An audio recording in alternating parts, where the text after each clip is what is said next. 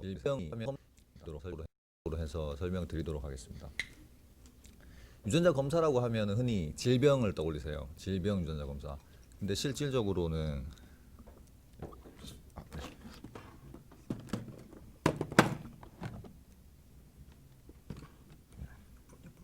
괜찮습니다. 네. 실제로는 이제 보시다시피 유전자 검사는 엄청나게 많은 어플리케이션 도메인들이 있습니다. 우리가 생각하고 있는 흔히 알고 있는 질병에 대한 진단 이외에도 보시다시피 굉장히 다양한 분야들이 있거든요. 맨 마지막에 이제 그림 두 개 보시면 저게 실제 유전자 검사를 기반으로 한 제품들입니다. 그러니까 개인화된 자기만의 개인의 프로파일을 기반으로 해서 스카프의 타입을 찍어서 이제 뭐 저렇게 판매를 한다던가, 아니면 이미지를 찍어서 이제 그 캔버스에다 찍어서 일종의 미술품으로 이제 활용을 한다던가, 저런 것도 있을 만큼 굉장히 다양한 제품들이 많이 있고요. 우리가 생각하고 있는 질병 유전자 검사는 그 중에서 뭐 메이저 도메인이긴 하지만은 그 중에 하나라고 보시면 될 것 같습니다. 저기 써놓은 것 중에서 상업적으로 뭐가 제일 성공했을지 한번 이렇게 한번 속으로 한번 생각해 보시면 될 것 같고요. 저 중에서 질병 유전자 검사 중에서는 지금까지 브라카 테스트를 만드는 이제 미리어드 제네틱스가 가장 크게 성공한 회사라고 얘기할 수 있고요. 그다음 나머지 부분들에서 보면은 미리어드보다 더 사실 더 크게 성장한 분야가 하나가 더 있습니다. 저기 조상 분석입니다. 조상 분석은 뭐 구체적인 내용은 좀 여기 제가 가지고 오진 않았지만 흔히 얘기하는 DTC 유전자 검사 많이 들어보셨을 것 같아요. 트랜스레미 같은 회사 이름 많이 들어보셨을 텐데, 트랜스레미를 질병 유전자 검사 회사라고 생각하시는 분들이 한국에는 대부분인 것 같습니다. 사실 트랜스레미는 조상 분석 서비스를 제공하는 회사고요. 미국에서 조상 분석으로 탑2 회사입니다. 트랜스레미보다 2배 정도 더 빠르게 성장하는 회사가 Ancestry DNA라는 회사가 있고요. 그 회사가 이제 누적 1,000만 명 이상의 그 고객을 확보를 했고, 트랜스레미가 그 절반 500만 명 정도 데이터를 확보했습니다. 그래서 미국에서 DTC라고 하고 흔히 우리가 생각하는 굉장히 빠르게 성장하는 의사를 거치지 않은 질병 진단 목적이 아닌 일반인, 건강 일반을 대상하는 DTC 유전자 검사는 사실은 조상 분석 서비스 시장이라고 생각하시면 될 것 같습니다. 그래서 이제 유전자 검사라고 하면 흔히 우리가 생각하는 거는 질병 유전자 진단이라고 생각하지만, 사실은 유전자 검사는 이제 질병 유전자 검사도 아니고, 또 질병 유전자 검사가 질병 유전자 진단 검사도 아닙니다. 저기 되게 좀 차이가 좀 있습니다. 그러면 질병 유전자 검사라고 하면은 뭐가 있을까요? 크게 두 개로 나뉠 수가 있습니다. 원래 우리가 생각했던 유전자 진단이 있고요. 그래서 유전자 진단 검사는 목적인 실제 그 증상을 가지고 있는 환자에 대한 진단이 목적인 검사 서비스인 거죠. 그래서 타겟 이제 뭐 대상은 증상이 나타난 환자고, 목적은 이제 질병 그 사람들에게서 발생한 피노타입을 나타나게 만든 유전적인 그런 트레이스를 찾아내는 게 이제 목적인 검사인 거고요. 비용도 그래서 고비용이고요. 의사의 개입이 필요하기 때문에 최종적으로는 의사의 인터프리테이션이 필요합니다. 그래서 고비용 검사가 되고요. 대표적인 회사는 이제 미국의 이제 미리어드 제네틱스, 브라카 테스트를 만드는 회사, 그다음에 인비테, 그다음에 한국에는 뭐 3빌리언 저희 같은 회사들이 있을 것 같습니다. 그다음에 또 하나는 건강한 일반인을 대상으로 하는 유전적 질병 위험도 검사 서비스가 있습니다. 이게 이제 사람들이 흔히 생각하는 질병 유전자 검사라고 볼 수 있을 것 같아요. 굉장히 다양한 질병에 대한 앞으로 내가 그 질병에 걸릴 어떤 리스크를 분석하는 검사가 되는 거죠. 그래서 이거는 타겟이 이제 건강한 일반인이고, 타겟 질병 자체가 이제 유전자 진단은 유전자로 인해서 결정되는 유전 질병, 특히나 이제 모노제닉 디지즈의 대상이 되고요. 그다음에 이제 GHR 검사 같은 경우에는 일반 질병, 커먼 디지즈, 컴플렉스 디지즈가 여기에 해당됩니다. 대부분은. 그래서 비용 자체도 이제 진단은 고비용이고, GHR 검사는 저비용으로 그렇게 매겨져 있습니다. 대표적인 회사는 이제 뭐 트랜스레미를 들 수 있고, 한국에서는 제노플랜을 들 수 있을 것 같습니다. 그래서 이제 실제 애플리케이션 도면에 따라서 이제 질병의 유전적인 어떤 컨트리뷰션과 환경적인 컨트리뷰션을 스펙트럼으로 이렇게 놓고 보면 질병들을 저렇게 쭉 이제 늘어뜨릴 수가 있고요. 유전적으로 결정되는 질병, 빨간 쪽에 해당하는 질병들이 사실은 유전자 검사를 통해서 진단할 수 있는 질병들이 됩니다. 초록색 쪽에 있는 질병들은 사실은 유전자 진단이 불가능한 부분들이죠. 저 부분을 그래서 GHR 검사, 질병의 유전적 위험도 검사를 할 수 있는 이제 항목에 해당이 됩니다. 뭐 시중에도 이제 암 유전자 검사, 암에 대한 GHR 검사들이 많이 나와 있는데 실질적으로 대부분의 암들은 초록색에 해당하는 거죠. 그래서 70%의 암은 그 세포 분열 과정에서 랜덤 뮤테이션에서 발생하는 질병이기 때문에 실질적으로 우리가 타고난 유전자에 의해서 발생하는 암은 극히 일부분입니다. 유전성 암. 뭐 브라카를 예로 들면은 유방암 중에서 3% 정도만 유전성 암에 해당이 되고요. 97%의 유방암 환자는 사실은 브라카 테스트를 할 필요가 없는 환자분들이죠. 네. 그리고 이런 유전성 질병을 일으키는 변이들은 굉장히 레어한 변이들입니다. 희귀한 변이들입니다. 그래서 유전 질병들은 다 희귀 질병이 되는 거고요. 희귀 질병 중에서 희귀 질병이 한 7천 개 정도 있는데요. 희귀 질병 중에서 80%는 유전 질병입니다. 그 80%는 저런 레어한 제네틱 변이에 의해서 발생하는 질병들입니다. 그래서 저희가 이제 희귀 질환 검사 서비스를 제공하는 회사인데 사실 저희는 유전 질병을 검사하는 서비스가 되는 거죠. 회사가 되는 겁니다. 네. 그다음에 이제 GHR 검사 같은 경우에는 여러 개의 질병이 그 굉장히 낮은 이펙트 사이로 여러 개의 유전자들이 질병의 발병에 관여를 하게 되고요. 근데 그 모든 것들 다 검사한다고 해도 100% 질병에 대한 그 온셋을 예측할 수는 없습니다. 왜냐하면 환경적인 요인이 워낙 훨씬 더 크기 때문에 그렇게 될 수밖에 없고요. 그래서 초록색 쪽에 있는 유전자 검사를 해서 뭔가 미래의 내 건강 질병에 걸린 어떤 리스크를 매니징하고 싶다라고 하는 것은 아직까지는 과학적으로는 되게 한계가 많은 서비스라고 생각하고 그렇게 네, 활용을 하시면 될 것 같습니다. 그 플랫폼에 따라서 이제 애플리케이션 도메인에 따라서 트라이하고 있는 회사들은 굉장히 이제 다양하게 존재하고요. 네. 그다음에 그 목적에 따라서 또 쓰는 지놈 해독 검사 플랫폼들도 다들 이제 다르게 됩니다. 진단 검사를 위해서는 진 전체를 읽어야 되기 때문에 적어도 이제 타겟식, 홀 엑솜식 혹은 홀 지놈식을 해야 되고요. 그다음에 이제 조상 분석 서비스를 위해서는 전체 진을 읽을 필요가 없기 때문에 100만 개의 SMP 부분만 있는 SMP 지노타이핑 칩을 기반으로 해서 서비스가 되고 있습니다. 위쪽이 가격이 싸고 밑쪽이 이제 가격이 비싸겠죠. 저렇게 되면. 네. 그래서 아까 말씀드렸다시피 이제 GHR 검사는 저비용 검사고 진단 검사는 가격이 상대적으로 비쌀 수밖에 없게 되고요. 네. SMP 지노타이핑으로 진단 검사를 할 수 없는 이유는 이제 이렇게 보시면 굉장히 명확한데요. 예를 들면 브라카 테스트를 이제 예를 들어서 보여드리면은 브라카는 진 사이즈가 한 12만 베이스 페어 정도 되고 DNA 베이스 페어 정도 되고요. 그 중에서 진 영역, 엑소온 영역은 2만 8천 개의 DNA로 구성이 되어 있습니다. 근데 그 중에서 SMP 칩, 특히 이제 트윈스레미가 제공한 SMP 칩에는 브라카 유전자 중에서 3개밖에 SMP가 안 들어가 있거든요.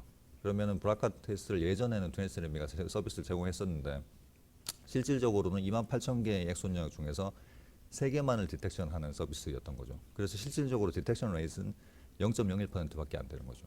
그러니까 false 네거티브가 엄청나게 많은 서비스였던 거죠. 그렇기 때문에 FDA 제재를 받았었던 거고요. 네. 그래서 이제 유전자 진단으로 이제 놓고 보면 흔히 이제 학계에 계시는 분들 이렇게 하면 유전자 진단이라고 생각하시는 경우들이 많습니다. 특히 연구자분들이 이제 그렇게 생각하시는 분들이 많습니다. 그래서 환자의 검체를 지놈 시퀀싱하고 변이가 검출되면 변이라는 건 이제 레퍼런스 휴먼 지놈하고 표준 유전자 지도하고 뭐 환자의 유전자 지도하고 다른 부분에 이제 DNA 베이스 페어를 얘기하는 거죠. 변이가 검출되면은 그걸 기반으로 이제 진단이 된다라고 이제 생각을 하는 경우들이 아마 대부분인 것 같습니다. 그래서 이제 요 게놈 해독부터 검출하는 과정까지를 살짝 이제 보여드리면은 지금 이제 NGS 시대에는 게놈 전체를 한 번에 긴 길이로 다 읽을 수가 없기 때문에 게놈이 이제 30억 개 DNA 베이스 페어로 구성이 되어 있고 그거를 이제 전체를 뭐 예를 들면 10,000 베이스씩 이렇게 100,000 베이스씩 이렇게 읽을 수 있는 그런 수준은 현재 안 되고요. 그래서 그거를 굉장히 잘게 쪼갭니다. 잘게 쪼개가지고 뭐 맥시멈 150 베이스 페어 정도로 이제 길이로 자르고요. 그런 이제 조각들이 엄청나게 이제 많이 생기겠죠. 그거를 각각을 이제 DNA 게놈 해독을 하게 되고요. 그다음 그거를 이제 표준 유전자 표준 휴먼 레퍼런스 지놈에다가 이제 갖다 붙이는 작업을 하게 됩니다. 그거를 이제 얼라이먼트라고 얘기를 하고요. 얼라이먼트를 잘 하는 것도 굉장히 이제 좋은 그 바이오인포메틱스 쪽에서는 굉장히 중요한 문제 중에 하나이긴 합니다. 지금은 이제 뷰로 힐러 트랜스폼이라는 거하고 서픽스 어레이를 기반으로 해서 저 부분 어느 정도 정형화가 돼 있고요. 굉장히 컴퓨테이셔널리 효율적으로 운영이 지금 이제 처리할 수 있는 부분들입니다. 그 다음에는 이제 그거 매핑된 레퍼런스에 매핑된 그런 것들을 리드 안에서 표준 레퍼런스하고 다른 DNA 영역을 이제 찾게 되죠. 그거를 이제 베리언트 변이라고 표현을 합니다. 그래서 여기까지가 앞쪽에서 이제 컴퓨테이셔널리 좀 중요한 데이터적으로 처리해야 되는 중요한 스텝이라고 보실 수가 있습니다. 게놈 해독하고 변이를 검출하는 것까지. 근데 실제 진단은 거기서 그게 진단이 아니고요. 변이 검출이 된 거를 기반으로 해서 그러면 예를 들면 저기도 보면 변이가 2개가 검출이 됐는데 저 중에서 실제 환자의 증상하고 매치되는 질병을 설명할 수 있는 변이이면서 질병을 일으킨다고 알려져 있는 변이가 돼야 실질적으로 그 변이가 질병의 진단을 찍을 수 있는 변이로 이제 확정이 되는 거죠. 그래서 변이 해석을 하는 과정 자체가 지금은 가장 챌린징한 스텝입니다. 전체 유전자 진단 스텝에서. 저기에 코스트, 유전자 진단의 전체 로 코스트의 80%가 변이 해석 과정에 들어간다고 보시면 됩니다. 그래서 각각의 프로세스에 이제 다양한 뭐 회사 학계에서 이제 문제들을 풀고 있고요. 잘 아시다시피 이제 일루미나가 게놈 해독하는 부분에서는 지금 거의 뭐 세계 시장을 석권하고 있고 한국에서는 이제 일루미나의 게놈 해독기를 대량으로 구매한 이제 마크로젠 같은 회사가 게놈 해독 서비스를 제공을 하고 있습니다. 그다음에 이제 변이 검출하는 프로세스에서는 베리언트 콜러라고 저거를 이제 표현을 하는데요. 베리언트 콜러는 지금 이제 전 세계에서 브로드 인스티튜트에서 만든 GATK를 제일 많이 쓰고 있고요. 구글이 이제 딥러닝을 기반으로 해서 딥 베리언트라는 걸 만들어서 이제 적용을 저 문제를 해결하려고 이제 시도를 했었죠. 일루미나에서도 똑같이 이제 스트라이카 2라는 그 변이 검출기를 만들어서 이제 작년에 네이처에 출판이 되기도 했고요. 네, 흔히 생각하기에는 딥러닝이 들어가면 뭐든지 지금 기존에 있었던 것보다 문제를 훨씬 더 잘 푼다라고 이제 생각을 많이 하시는데 유전체 쪽에서는 그렇지 않습니다. 구글의 딥 베리언트가 엄청나게 많은 컴퓨팅 리서스를 활용함에도 불구하고 브로드 인스티튜트 GATK보다 성능이 높지가 않습니다. 딥러닝이 들어갔음에도 불구하고. 네. 그래서 아직까지 이제 그럼에도 불구하고 저 문제는 거의 풀린 해결된 문제라고 저는 이제 보고 있거든요. 왜냐하면 이미 뭐 여러 가지 알고리즘들이 있지만 정확도가 거의 거기서 거기입니다. 어느 정도 수준이냐면 GATK 플러스 이제 매뉴얼 큐레이션 하면 99.95 정도가 나오고요. 그다음에 구글의 딥 베리언트를 쓰면은 S&P에서는 조금 낮습니다. 99.97 뭐 이 정도 되고요. 그다음에 이제 인델에 대해서는 오히려 GATK가 더 성능이 높습니다. 99.43. 그다음에 구글의 딥 베리언트는 99.2.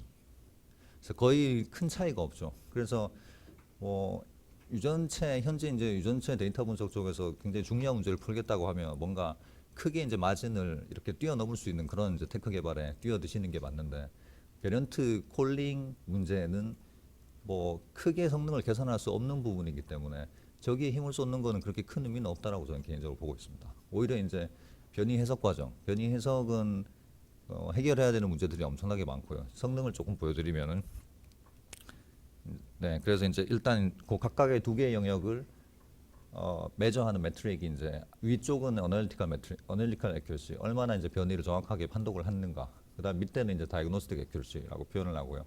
환자에 대한 피노타입이 있는 환자를 얼마나 정확하게 진단을 해내는가. 그렇게 2개의 문제로 나눌 수가 있습니다.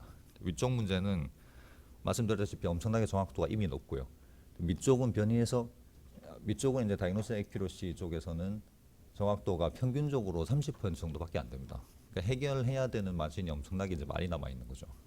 그래서 이 문제에 집중을 하는 게 지금 현재 유전자 진단에서는 제일 큰 문제라고 저희는 보고 있고요. 3빌리언은 이제 변이 해석 문제를 해결하는 회사입니다. 저기에 저희는 이제 모든 역량을 집중해서 뭐 AI 기반으로 해서 다양한 그런 기술 개발들을 해 나가고 있는 상황입니다.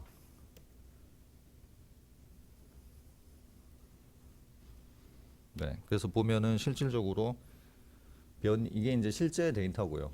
한 사람의 엑솜 전체 22,000개의 지놈을 유전자를 다 읽으면 평균적으로 한 사람에게서 표준 레퍼런스하고 다른 11만 개 정도의 변이가 나옵니다. 여기 있는 모든 분들 다 마찬가지로 저 정도의 변이가 나오거든요. 남과 다른 나만의 유니크한 변이가 11만 개 정도 나오고 저 중에서 질병과 연관돼서 알려져 있는 이미 이제 컨펌이 되고 뭐 연구가 많이 돼 있는 변이들은 5% 정도밖에 안 됩니다. 95%는 예를 들면 환자라고 한다면 찍어서 뭔가 의미 있는 변이가 나왔다라고 했을 때 유전자에서 그러면 그 변이에 대해서 근거가 없을 확률이 95%입니다. 근거가 없기 때문에 인터프리테이션을 해야 되는 문제가 굉장히 중요한 이슈고요. 그래서 거기에 이제 MD 분들의 몸값 비싼 MD 분들이 굉장히 많은 시간을 매뉴얼 큐레이션에 투입을 하기 때문에 그래서 유전자 진단 검사 서비스가 비쌀 수밖에 없는 거죠.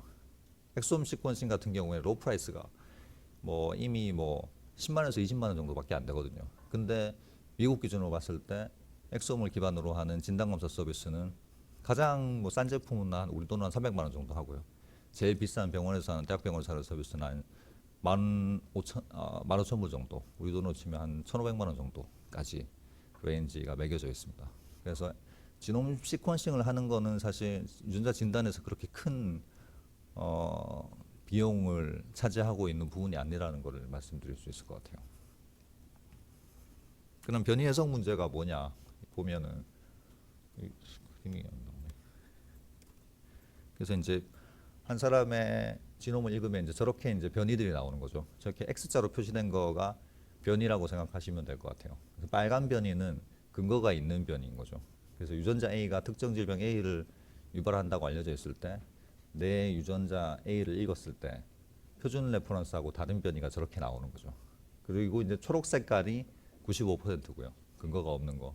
빨간색 근거가 있는 게 한 5% 정도라고 보시면 될 것 같습니다. 여기서 이제 두 가지 문제가 하나는 그러면은 변이가 발견됐을 때 패소제닉 변이라고 알려진 변이가 발견됐을 때 각각의 이펙트 사이즈가 같을 거냐라는 거죠. 브라카 테스트 했는데 어떤 사람은 뭐 베리언트 1번이 나왔고 어떤 사람은 베리언트 2번이 나왔을 때 똑같이 라이프타임 리스크가 87%일 거냐? 그렇지 않거든요. 그거를 정확하게 이제 이스티메이션 하는 문제가 하나가 있고요.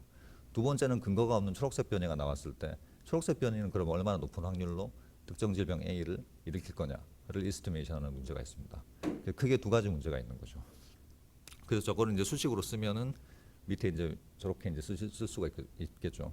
베리언트 K가 발견됐을 때 특정한 질병을 일으킬 확률. 저거를 이제 이스티메이션 하는 게 지금 전 세계의 유전체 업계에서는 가장 중요한 이제 문제라고 보시면 될 것 같아요. 저걸 어떻게 이스티메이션 하느냐? 데이터가 있으면 정확하게 계산을 할 수가 있습니다. 이게 근데 그림이 안 뜨네요. 여기 수식이 있는데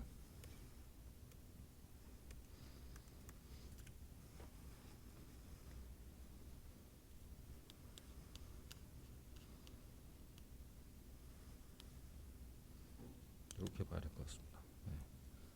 그래서 실제 정확하게 앞에 있었던 수식을 계산을 해낼 수가 있습니다. 저 간단한 공식을 활용을 하면 그러면 오른쪽에 있는 세 개의 텀 중에서 우리가 지금 없는 데이터가 하나가 있거든요.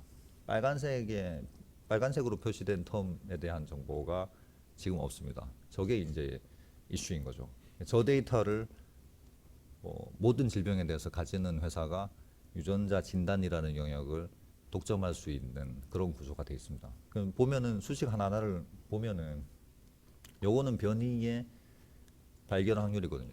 이 정보는 이미 다 공개가 되어 있습니다. 뭐 노마드라는 DB에 가시면은 15만 명 정도의 그 레퍼런스 지놈의 모든 변이에 대한 프리퀀시가 다 공개가 되어 있거든요. 그래서 이거는 다 공개가 되어 있는 정보인 거고요. 요거는 디지즈의 프리벌런스 데이터. 그래서 디지즈 프리벌런스는 다 알려져 있는 또 정보니까요. 이 정보도 알고 있고요. 이 정보는 뭐냐면 특정 환자 집단에서 특정 변이가 발견될 확률입니다. 그래서 그 말인즉슨 유전 질병이 한 7,000개 정도 된다고 제가 말씀드렸는데 각각의 질병에서 모든 사람 어떤 변이에 대한 정보든지 나와야 되기 때문에 홀지놈 정보가 다 이제 들어가 있어야 되는 거죠. 그것도 유의미한 숫자로. 근데 대부분의 질병에 대해서는 저 정보가 없습니다. 그래서 얼마나 없냐면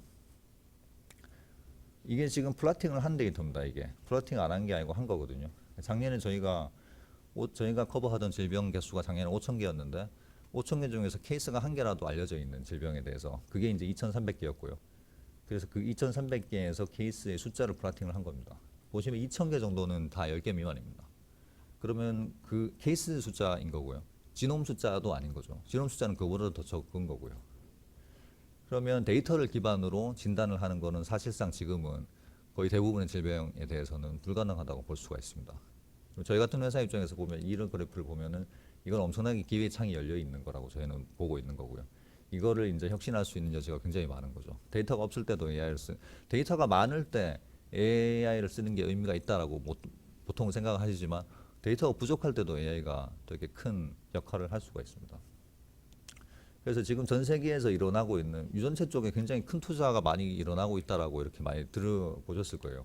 왜 그렇게 큰 투자가 많이 일어나고 있냐면 여기 데이터를 쌓겠다는 거거든요. 뭐 각 회사들의 전략은 그레일이라는 회사가 아마 전 세계 그 이런 스타트업 역사상 가장 짧은 시간 안에 가장 많은 비용을 투자를 받은 회사일 겁니다. 1년 6개월 동안에 1조 5천억 정도 투자를 받았거든요. 그럼 그 회사가 하는 일은 뭐냐면 조기 암 검진하겠다는 겁니다. 액체 생검으로. 그러면 그래서 그 회사는 모든 암종에 대해서 적어도 한 암종당 수십만 개씩 데이터를 쌓겠다는 거죠.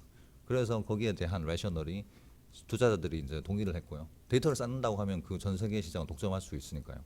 아까 말씀드렸던 이 수식을 그대로 모든 변이에 대해서 계산을 할 수 있으니까요. 그래서 이제 그런 그렇게 큰 투자가 이제 이루어지고 있는 거라고 볼 수가 있을 것 같아요. 그래서 저희가 이제 해결하는 방식은 AI는 뭐 굉장히 사실 뭐 이미 여기 오신 분들 정도면 다들 컨셉들은 잘 알고 계실 텐데 AI는 기본적으로 굉장히 심플하죠. 데이터가 있고 트루셋 가서 뭐 네거티브 셋이 있을 때 트레이닝하고 그다음에 모델이 나오면 이 모델에다가 실제 데이터를 집어넣고 결과를 기반으로 해서 뭐 여기서부터 인터벤션을 할 수 있는 그런 형태로 이제 진행이 되는 거죠. 그래서 이제 저희 같은 경우에는 뭐 정상적으로 한다면 환자 데이터가 있고 정상인의 데이터가 엄청나게 많아서 이걸 트레인 시키면은 문제를 굉장히 쉽게 해결할 수 있을 텐데 앞서 드렸다시피 이제 데이터 자체가 없기 때문에 모든 질병에 대해서 그래서 이 형태는 불가능하고요. 컨셉은 저희는 이제 패소제니시티를 예측하는 형태로 저희는 최초에는 이제 저희 AI를 개발을 했습니다. 그래서 뭐 변이들 중에서 질병을 일으킨다고 알려져 있는 변이들의 특성, 그 다음에 비나인이라고 하면 질병을 일으키지 않는 변이들이거든요. 저 변이들의 특성을 기반으로 해서 트레이닝하고 데이터셋을 만들어서 첫 번째로 이제 저희가 이제 그 패스덴시티를 예측하는 그 알고리즘을 만들었고요. 그래서 요게 이제 정확도가 어느 정도 나오냐면 지금 안 썼을 때 한 32% 정확도고요. AI를 쓰면은 85% 정도까지 정확도가 올라갑니다. 그리고 이제 프로파일을 보시면은 이게 위쪽에서 왼쪽부터 왼쪽 컬럼부터 패스제닉, 라이클리 패스제닉, VUS는 이제 판별할 수 없는 거고요. 라이클리 비나인 이렇게 돼 있는데 프로파일로도 어느 정도 구분이 되죠. 근데 저기서 이제 큰 이슈가 VUS하고 패스제닉을 구분하기 어렵다는 게 이제 이쪽에서는 제일 큰 이슈입니다. 그래서 저거를 위해서 저희는 이제 추가적인 알고리즘을 만들어서 그 현재 태클을 이제 고도화하고 있는 그런 상황입니다. 그래서 아까 이제 말씀드렸다시피 이제 데이터가 많을 때도 AI가 중요하지만 반대로 데이터가 부족할 때도 AI가 문제를 해결할 수 있는 그런 클루를 제공하는 경우가 많습니다. 저희가 지금 딱 그런 상황이고요. 왼쪽 그래프 보시면은 이제 데이터가 지금 왼쪽에 있는 게 현재 상황이라고 저희는 보고 있습니다. 그래서 AI를 기반으로 해서 데이터가 부족한 상황에서도 대부분의 질병에 대해서는 저희가 어느 정도 인스티메이션을 할 수 있게 저희가 인터폴레이션을 하고 있고요. 그다음에 최종적으로는 사실 저희도 데이터를 많이 결국은 쌓아야 되는데요. 예를 들면 100만 개가 가장 이상적인 데이터라고 한다면 AI를 기반으로 했을 때는 10만 개만 쌓아도 충분히 100만 개를 쌓았을 때와 비슷한 성능의 그 프리딕션을 할 수 있는 그런 이제 가능성이 생기게 되죠. 그래서 AI를 도입하는 게 데이터가 부족할 때도 또한 중요하다고 말씀드릴 수 있을 것 같습니다. 그다음에 이제 또 하나 문제는 그러면 이 앞쪽에서 유전자 검사를 아무리 열심히 잘 해도 다이그노스틱 액큐러시를 높이는 데는 한계가 있다라는 게 또 큰 문제입니다. 이건 이제 통계적인 이제 이슈인데요. 뭐 이제 이렇게 되는 거죠. 그래서 베이시안 확률에 대해서 이제 어느 정도 개념 있으신 분들은 잘 알고 있는 문제긴 하지만 사전 확률이 낮은 사건은 아무리 높은 진단 정확도 기반의 알고리즘을 써도 사후 확률이 높아지는데 한계가 있습니다. 예를 들면 이제 희귀 질환 같은 경우 2,000명 중에 1명 이하로 발생하는 질병이거든요. 그러면 왼쪽에서 보시면은 0.05%가 맥스입니다. 빨간 선 위쪽 빨간 선. 근데 저거 같은 경우에 센시티비티, 스페시피티 99.9짜리 알고리즘을 기반으로 프레딕션을 해도 그 사람이 실제 질병을 가지고 있을 확률은 맥스로 33%밖에 안 됩니다. 그러니까 낮은 사전 확률을 프레딕션 하는 데는 뭘 하든 어쨌든 간에 굉장히 큰 문제가 있다는 거죠.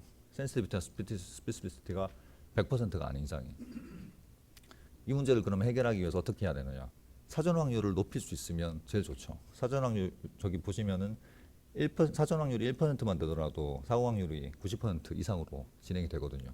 그래서 저희는 이제 그런 형태의 어프로치를 적용을 했습니다. 그래서 요거를 이제 환자 증상을 기반으로 해서 사실 이게 병원에서는 인투이티브하게 의사분들이 진행하고 있는 상황이죠. 문진이나 이런 걸 통해서 질병을 좁히고요. 질병에 대한 확률 자체 높인 상태에서 추가적인 테스트를 통해서 진단으로 이제 들어가게 되죠. 저희도 똑같은 어프로치가 이제 적용이 되고요. 그래서 증상을 기반으로 모든 질병 저희가 커버하는 5,200개의 질병과 모든 그 페어와이즈 시뮬러티 스코어링을 하고요. 그걸 기반으로 해서 사후 확률을 한번 업데이트를 한 상태에서 유전자 검사와 통합해서 저희가 최종적인 진단에 대한 이스티메이션을 하고 있습니다. 실제로 요거를 저희가 그 특허를 알고리즘을 개발해서 특허를 이제 낸 상태인 거고요. 네. 뭐 그렇게 하더라도 사실 최종적으로 순수하게 AI의 그 프리딕션 결과만 가지고는 진단을 할 수는 없습니다. 그래서 저희도 앞쪽에 보시면 최종적으로는 저희 내부 그 진단 검사 전문의 분이 최종적인 컨펌을 하고 환자 피노타입과 렐러번스 최종적으로 확인하고 진단 결과를 내보내고 있습니다. 실제로 저희 이제 제품 출시는 내년 1월로 예정이 돼 있고요. 그 단계에서는 이제 저렇게 적용이 진행이 될 예정입니다. 네. 그래서 이제 그런 이제 증상 저희가 이제 진행을 하다 보니까 환자 증상과 질병의 유사도를 측정하는 알고리즘이 어떻게 보면 오히려 유전자 검사에 대한 정확도를 높이는 것보다 훨씬 더 중요한 부분들이더라고요. 그래서 이런 부분들에 대한 알고리즘을 이제 고도화를 하고 있는 상황이고요. 저희 뭐 피노타입이라는 거 HPO라는 이제 데이터 구조를 보면 트리 형태로 되어 있습니다. 그래서 그 트리 형태에서 환자의 피노타입이 매핑이 됐을 때 트리형 유전자가 질병이 가지고 있는 피노타입과 그다음에 환자가 가지고 있는 피노타입의 시밀러티를 트리 안에서 얼마나 더 정확하게 매저를 할 수 있을지 요거를 저희가 이제 계속 이제 그 고도화하고 있는 상황입니다. 저희가 이제 뎁스 기존에 알고 나와 있었던 방법에 비해서는 개선을 많이 하고 있는 상황이고 이런 부분들은 저희가 이제 특허로 4건 정도를 지금 개수 개발한 것들이 이제 진행이 되고 있고 정리가 되면은 저희가 이제 아마 페이퍼로 출시가 되고 공개가 되면 이제 보실 수 있을 것 같습니다. 그래서 이런 부분들을 저희가 이제 계속 알고리즘 최적화 그다음 고도화를 하고 있는 상황이고요. 네. 최종적으로는 심텀 사실 지금은 진단하는 데 있어서 환자의 심텀을 얼마나 정확하게 이제 제공하느냐가 진단의 성공에 굉장히 중요하게 영향을 미치는데요. 저는 최종적으로는 환자의 증상 정보에 입력 없이도 굉장히 유의미한 수준의 정확도로 유전 질병에 대한 진단을 할 수 있는 형태로 알고리즘을 개발을 하고 있습니다. 최종적으로는 그래서 실제로는 건강한 일반인의 테스트 하더라도 정확하게 유전 질병에 대한 위험도를 계산할 수 있는 형태로 제품을 개발을 해 나갈 계획이고요. 이 정도 시점이 되면 뭐 환자뿐만이 아니라 건강한 일반인 대상으로 해서도 서비스가 아마 오픈이 될 수가 있겠죠. 네. 그래서 저희 서비스는 네. 처음에는 사실 저희가 작년에 미국에서 그 DTC 형태로 이 서비스를 환자분들한테 제공하는 것을 시도를 했었습니다. 베타 테스트를 진행을 했었고 최종적으로 저희가 피드백을 받아본 결과로는 결국 환자분들이기 때문에 최종적으로 자기 지놈에 대한 이해가 목적이 아니라 진단을 찍는 게 목적이거든요. 그래서 그러면 진단 서비스를 먼저 하는 게 맞겠다라고 저희는 판단을 했고 그래서 진단검사 서비스 병원을 통해서 서비스가 되는 진단검사 서비스를 먼저 런칭하는 걸로 그렇게 계획을 변경해서 지금 사업을 진행을 하고 있습니다. 현재 뭐 10월까지 업데이트된 결과로 보면은 제가 지금 한 번의 유전자 검사로 커버할 수 있는 질병 개수가 5,264개로 늘어나 있고요. 이게 데이터가 엄청나게 지금 빠르게 쌓이고 있는 상황입니다. 보시면은 저희가 커버하는 질병 개수가 작년 3월에 4,500개 정도였는데요. 1년 6개월 만에 720개 정도 질병을 추가로 저희가 검사할 수 있게 확장이 됐습니다. 그래서 질병에 대한 데피니션 뭐 이런 것들도 굉장히 빠르게 데이터가 이제 업데이트가 되고 있고요. 그래서 뭐 극단적으로 보면은 일주일 전에 유전자 검사 한 분하고 오늘 유전자 검사를 한 분하고는 다른 결과를 받으실 수가 있습니다. 그래서 이런 것들을 보시면은 한 번의 유전자 검사로 끝이 아니고 꾸준히 새로운 데이터가 업데이트됐을 때 재분석, 리어널리시스를 하는 문제가 저희 같은 회사한테는 굉장히 중요하게 고객들에게 서비스를 해야 되는 부분 중에 하나라고 보실 수가 있을 것 같아요. 네. 그래서 유전자 진단이라는 영역이 어떻게 보면 지금까지 병원에서 진단검사 의학과에서 이제 서비스를 하는 굉장히 이제 매뉴얼 인텐시브, 큐레이션 인텐시브한 그런 테스트였는데 이게 이제 이런 것들을 보시면은 그 AI를 기반으로 뭐 IT가 굉장히 크게 이제 들어가서 효율과 환자의 어떤 그런 그 효용을 높일 수 있는 분야라는 걸 확인하실 수 있을 것 같습니다. 네. 그래서 궁극적으로는 저희가 커버하는 거는 모노제닉 디지즈거든요. 한 개의 질병이 한 개의 유전자가 한 개의 질병을 발현하는 굉장히 큰 크리티컬한 요인, 이펙트 사이즈가 엄청나게 큰. 근데 실질적으로 지금은 유전자 검사를 기반으로 이해 못하고 있는 영역이 커먼 디지즈, 폴리제닉 디지즈이고요. 실질적으로 대부분의 사람들은 사실 폴리제닉 디지즈에 관심이 많고 실질적으로 라이프타임에서 한 번쯤은 폴리제닉 디지즈에 걸린다라고 볼 수 있을 것 같아요. 당뇨병이라든가 뭐 이런 것들이죠.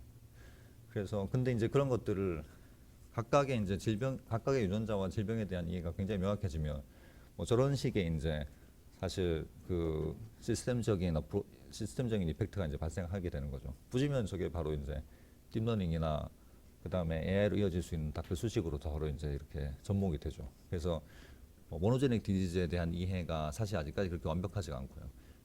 이렇게 저희 같은 회사들이 어프로치를 해서 모노제닉 디지즈에 대한 이해가 굉장히 완벽해지면 질수록 반대로 또 폴리제닉 디지즈에 대한 이해도 굉장히 깊어질 수 있다라고 저희는 보고 있습니다. 네, 예, 이상입니다. 네. 15. 질문, 네.